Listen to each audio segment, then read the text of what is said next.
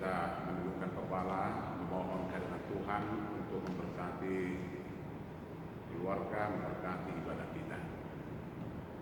Damai sejahtera Allah Bapa yang melampaui segala akal dan pikiran, itulah yang memelihara dan memberkati hidupmu dalam Kristus Yesus Tuhan kita. Amin.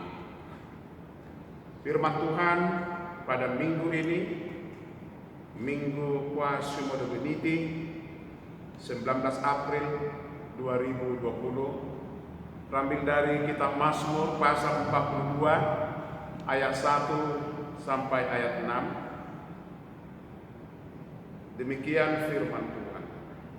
Kerinduan kepada Allah. Untuk pemimpin biduan, nyanyian pengajaran Bani Korah.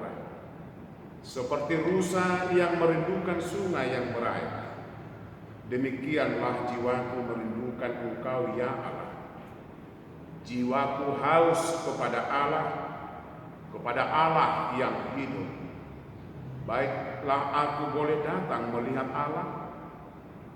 Air mataku menjadi makananku siang dan malam, karena sepanjang hari orang berkata kepadaku, di mana Allahmu? Inilah yang hendak ku ingat, sementara jiwaku gundah gulana. Bagaimana aku berjalan maju dalam kepadatan manusia, mendahului mereka melangkah ke rumah Allah dengan suara sorak-sorai dan nyanyian syukur, dalam keramaian orang-orang yang mengadakan perayaan. Mengapa engkau tertekan, hai jiwaku, dan gelisah di dalam diriku? Berharaplah kepada Allah, sebab aku akan bersyukur lagi kepadanya, penolongku dan Allahku. Demikian pembacaan firman Tuhan. Bapak, Ibu, Saudara yang kekasih, seluruh jemaat Tuhan, hari ini kita mendengar topik kita pada minggu ini tentang kehausan kita, jiwa kita kepada Allah. Ada kisah yang menarik, cerita yang menarik tentang kisah dua orang yang hidup di penjara. Sama-sama mereka di penjara. Pada malam hari mereka berbaring dan sama-sama melihat menerawang ke langit. Saat itu ada bintang dalam kegelapan. Yang satu melihat dan menikmati indahnya malam. Matanya, raut wajahnya tentram, tersenyum, dan akhirnya dia bisa tertidur. Tetapi yang satu lagi, dia melihat ke atas, memandang ke atas, wajahnya tertekan, marah, emosi, kesal, wajahnya murung. Akhirnya dia hanya merenung dan merenung, dan dia tidak dapat tidur. Apa yang mereka lihat adalah sama, Bapak Ibu Saudara kekasih. Namun mereka melihat ada dua sudut pandang yang berbeda. Karena sudut pandang yang berbeda, hasilnya berbeda juga. Yang sangat menentukan bukan apa yang mereka lihat, melainkan bagaimana orang melihatnya. Kita sama-sama dalam situasi yang sama. Kita hidup dalam situasi dalam wabah COVID-19. Tetapi bagaimana kita melihatnya, cara pandang kita. Saya yakin kita seperti orang yang pertama tadi. Mereka sama-sama di penjara, mereka sama-sama melihat, tetapi cara pandangnya berbeda. Saudara kekasih, firman hari ini adalah suatu tentang kerinduan seseorang pemazmur akan Tuhan. Bapak Ibu Saudara kekasih, bila saudara rindu ingin melihat kupu-kupu, pergilah ke taman bunga. maka saudara akan melihat kupu-kupu dan kumbang berterbangan di sana. Bila saudara rindu mendengar suara kicauan burung, pergilah ke hutan lebat, ke pohon yang besar, maka di sana burung-burung akan berkicau bertengger. Bila saudara ingin melihat rusa, carilah air yang mengalir, maka engkau akan melihat rusa akan datang mencari air. Setiap manusia ada sifat kerinduan. Saya pernah rindu kepada orang tua saya yang walaupun dia sudah meninggal. Kerinduan saya terobati ketika saya melihat fotonya, memori-memori bersama dengan orang tua saya. Ketika saya rindu tentang sesuatu, saya melihat foto keluarga dan lainnya. Saudara-saudara kasih, pernahkah saudara rindu? Hari ini banyak yang rindu Bapak Ibu, rindu ke satu tempat. Hampir sebulan kita tertutup, kita tidak dapat bergerak, tidak boleh keluar, hanya di rumah saja. Mari ikuti apa yang dikatakan pemerintah. Ada kerinduan, ada orang yang rindu ke kantor, ada orang yang rindu berjalan-jalan ke mall, ada orang yang rindu pergi ke sana ke sini. Itu wajar, tetapi kerinduanmu pasti akan terobati. Saudara kekasih, bagaimana pemazmur ini melihat, merasakan akan kerinduan kepada Tuhan. Dia ingin bertemu dengan Tuhan. Di manakah Tuhan? Dia menangis, dia tertekan ketika orang-orang mengatakan, di mana Tuhan? Saudara kekasih, carilah Tuhan. Di dalam kitab Yesaya 55 ayat 5, carilah Tuhan selama ia berkenan ditemui, berserulah kepadanya selama ia dilihat. Permasalahannya, di manakah Tuhan saya cari? Apakah hanya di gereja ini ada Tuhan? Dengan situasi yang kosong, ibadah yang kosong dalam gereja, maka Tuhan ada di tempat ini. Apakah saya pergi ke Bethlehem, ke Yerusalem, ke Golgota, di mana Tuhan pernah dilahirkan, disalibkan? Apakah Tuhan ada di sana?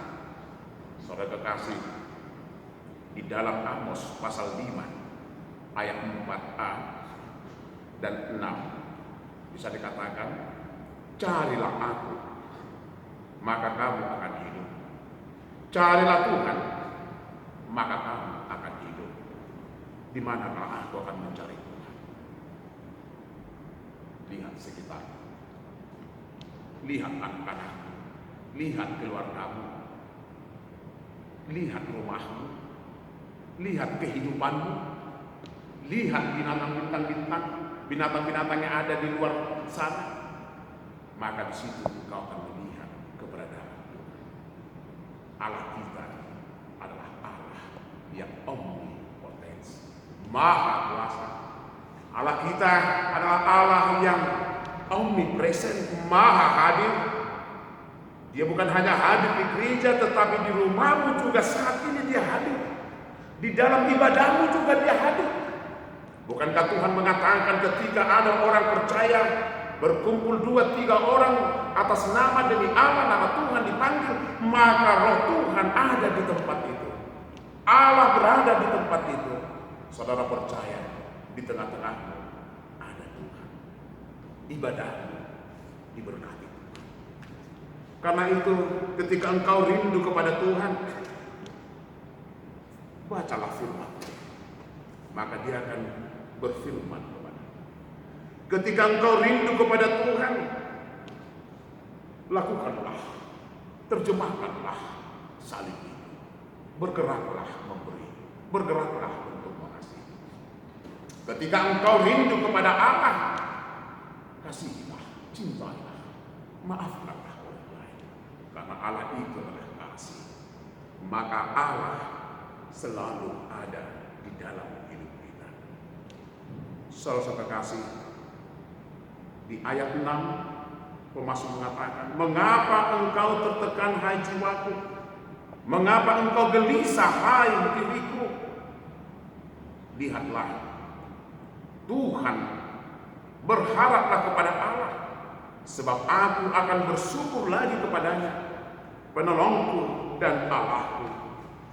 Pemazmur mulai bangkit dan mengatakan, mengapa engkau menangis? Mengapa engkau tertekan? Mengapa engkau marah? Tetapi lihatlah, berharaplah kepada Tuhan, bahwa Tuhan adalah penolong kita. Saya kembali ketika saya membaca kejadian, membaca apa yang terjadi dalam Nuh, ketika Nuh diperintah, disuruh oleh Tuhan untuk memasuki bahtera, yang walaupun dia tidak mengerti, tidak paham, tetapi ada cerita yang menarik tentang Nuh, di mana mereka terkurung di bahtera itu. Mereka berdiam bersama keluarga, tetap memuliakan Tuhan, tetap memuji Tuhan. Menariknya mereka menikmati badai itu, hujan itu, mereka tetap bersyukur kepada Tuhan selama sekian puluh hari, bahkan ada mengatakan ratusan hari. Saya tidak menghitung, saya tidak peduli dengan waktunya, tetapi yang menarik dari cerita Nuh, mereka tetap bersyukur kepada Tuhan, mereka tetap berharap kepada Tuhan, mereka berdiam di kapal itu, mereka tetap memuliakan Tuhan. Akhirnya apa? Badai berlalu, hujan berlalu, banjir berlalu. Ketika Tuhan membuka pintu kapal itu, apa yang terjadi? Pada saat itu burung gagak datang kembali dan membawa pucuk zaitun. Di sanalah dimulai kehidupan yang baru. Maka pada saat itu Nuh keluar dari rumahnya. Dia melihat dunia yang baru.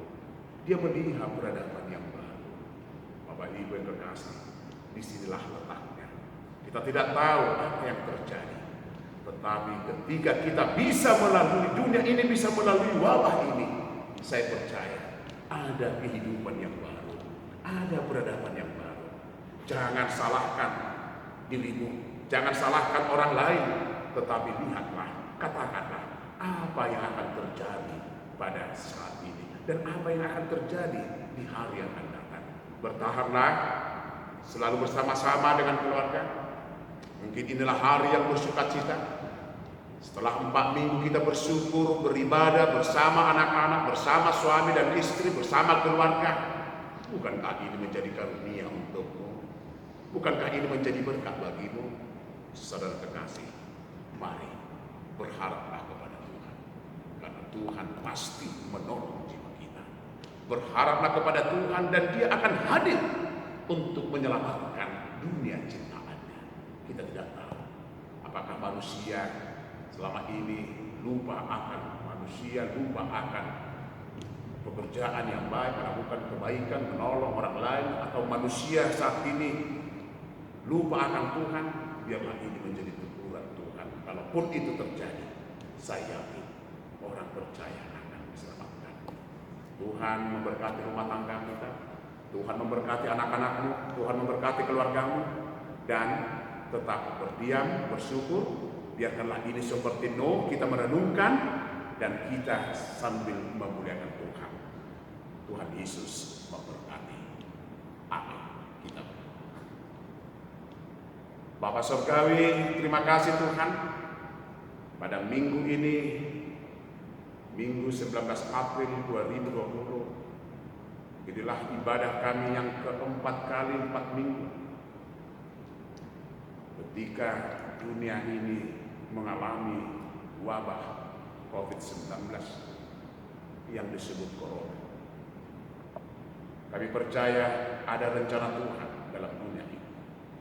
Kami percaya ada rancangan Tuhan yang baik dalam dunia ini. Biarlah kami melihat dari sudut pandang yang baik. Berikan kami kemampuan, kekuatan. Dan hari ini kami rindu dan haus akan. Minggu ini kami diingatkan akan kebaikan Tuhan dan selalu berharap akan Tuhan. Tuhan akan menolong kami. Berkati rumah tangga setiap keluarga yang melaksanakan ibadah minggu ini. Berkati anak-anaknya, berikan kemampuan, kekuatan, kesehatan, kegembiraan bagi keluarga, agar kami dapat merasakan kehadiran Tuhan di rumah kami. Terima kasih Tuhan, kami ingin mencari Tuhan. Kami tidak akan mencari Tuhan di tempat yang ada, hanya di gereja, di mana-mana. Tetapi Tuhan ada juga di hati kami.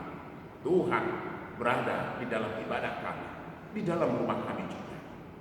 Bapa Surgawi, bebaskan negara ini, bebaskan dunia ini. Selamatkanlah ciptaanmu ini.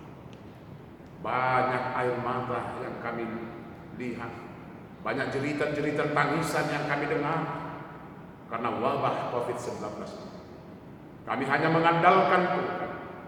Kami mau menundukkan kepala. Kami mau bertobat. Selamatkanlah kami ya Bapa. Selamatkanlah bangsa kami, negara kami, saudara kami yang ada dimanapun mereka. Tuhan jaga. Sembuhkan mereka yang sakit. Hari ini kami berdoa kepada jemaat yang sakit. Tuhan, Engkau melawat mereka, Engkau menjamah mereka. Yang berduka, Tuhan, Engkau berikan kekuatan, hiburlah mereka. Yang panjang umur, biarlah mereka bersyukur. Yang ulang tahun pada bulan April ini, biarlah mereka bersyukur dan Tuhan berkati setiap mereka. Berkati seluruh kegiatan-kegiatan di rumah, aktivitas setiap keluarga. Biarlah mereka menikmati